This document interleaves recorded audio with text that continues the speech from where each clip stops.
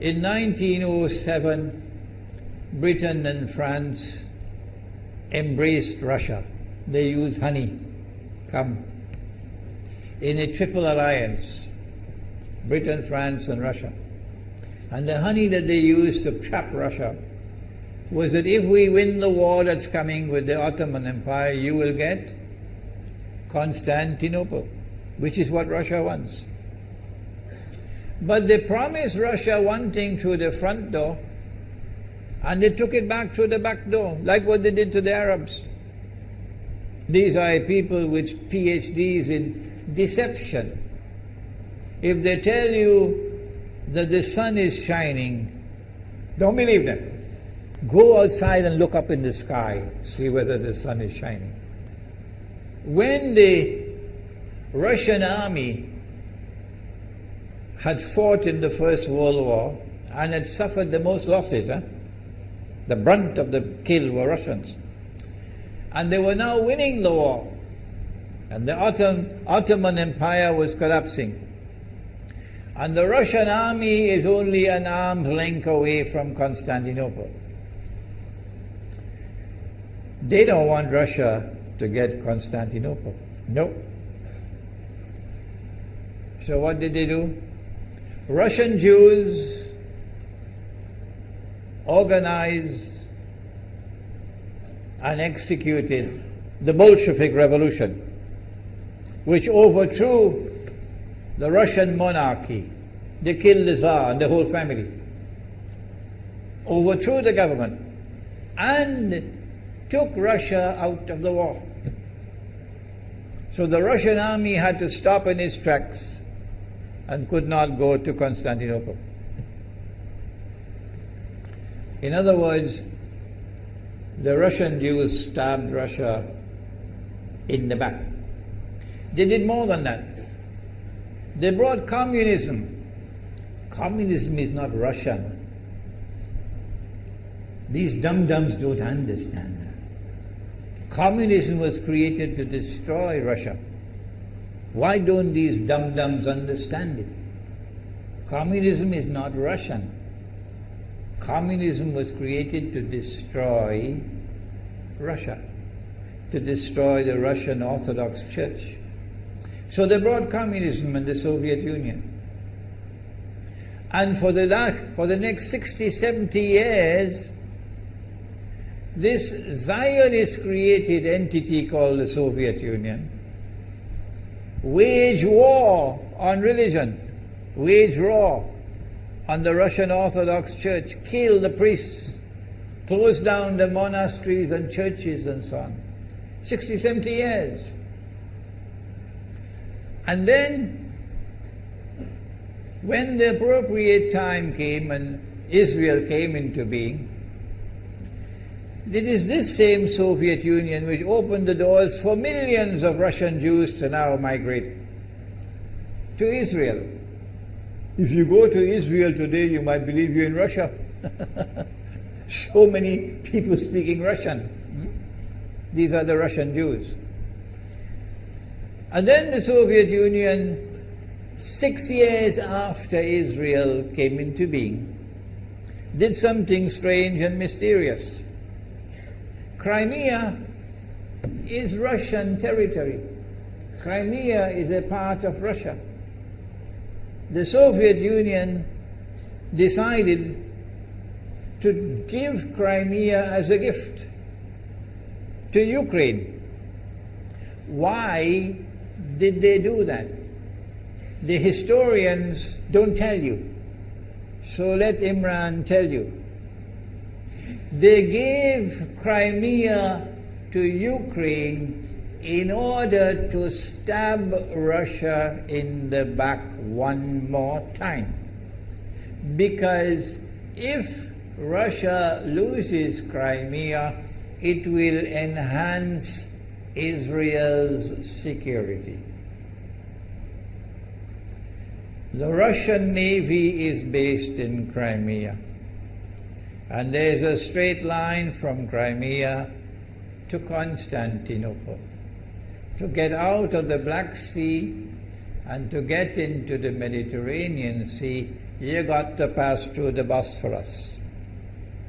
And the city of Constantinople is located right there on the Bosphorus. So they gave Crimea as a gift to Ukraine.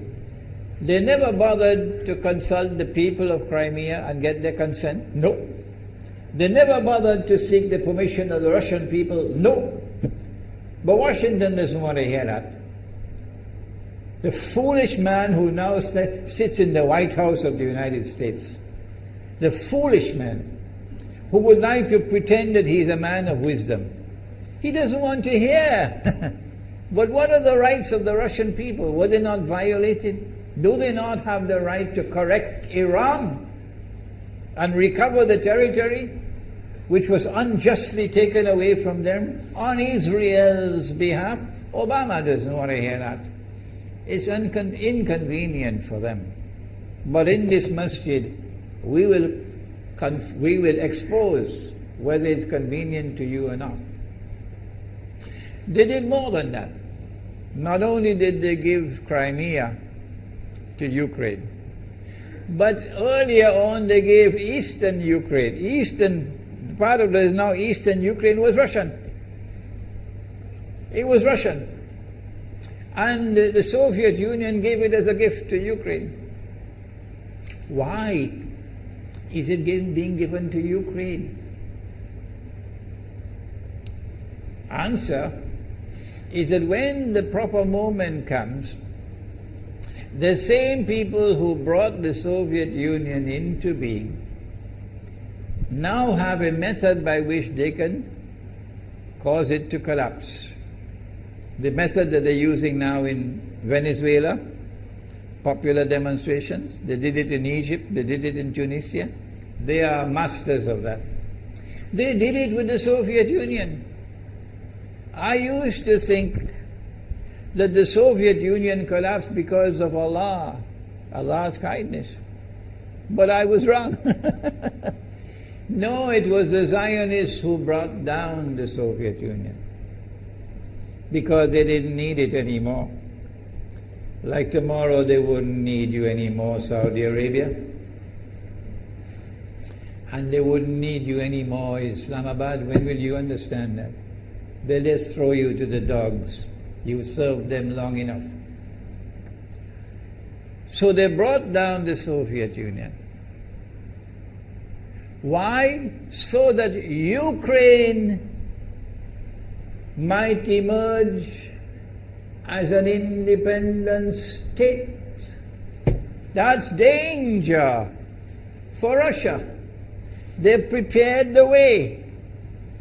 And now Ukraine emerges as an independent state. So the rope is around Russia's neck now. And from that day, when the Soviet Union collapsed, until yesterday, the relationship between Russia and Ukraine was always problematic. But the people of Ukraine still had the good sense and wisdom to appoint a government that was pro-Russian. The Zionists decided it's time for us to use our, the street demonstrations. And last October, November, December, the world witnessed Caracas all over again. And eventually, the Zionists got what they wanted. You have the money, and you can send in your special people, snipers who will kill, and so on, throw petrol bombs and so on. And eventually they got what they wanted. They created enough havoc. May Allah protect Malaysia from that. Ameen. Ameen. And the president of Ukraine fled. He's a democratically elected according to your method, Mr. Obama, according to your system. He's a legally elected president of Ukraine. And he had to flee. And these hypocrites in Washington and London and Paris who would like us to believe that they are honorable men. They are not. Instead of standing on the side of the legally appointed president and demanding the rule of law, they all showed their colors as hypocrites in immediately recognizing the new government in Ukraine. The new government in Ukraine is anti-Russian. That's what they wanted. That's why they brought down the Soviet Union, to bring in a Ukraine into being as independent state, and then to eventually get an anti-Russian government in Ukraine. If by Allah's kindness Putin had not intervened and been so spectacularly successful, this is what the plan would have been. The new government in Ukraine would have joined NATO, and Russia could not stop it. And when the new government in Ukraine joined NATO, NATO will then send its armed forces into Ukraine. It could include nuclear weapons. Then Ukraine will pick a fight with Russia and decide that Russia must now vacate Crimea. Shut down your naval base. The rope is now tightened around your neck. Russia has to put its tail between its legs and withdraw its fleet, Black Sea Fleet, from Crimea. Russia is no longer a naval power. Crick crack, you finish. And Israel will celebrate. That was the master plan. But Allah planned, and Allah's plan was successful. And it is time for the Muslim world to recognize and to see, I cannot influence governments, so what can I do? Don't bother, you waste your time with governments. But the people can understand that this was Allah's plan. They planned, the enemy planned for so long, and at the last moment Allah intervened. And Putin was able to get the people of Crimea to vote in a referendum. And they voted 90-something% in favor of returning to Russia. They were a part of Russia, and they want to return to Russia. So Putin was successful in delivering to the Zionist movement the first defeat it has ever suffered, significant defeat, in the more than 100 years since the Zionist movement was established. If that is not a sign from Allah, it's time for you to wake up.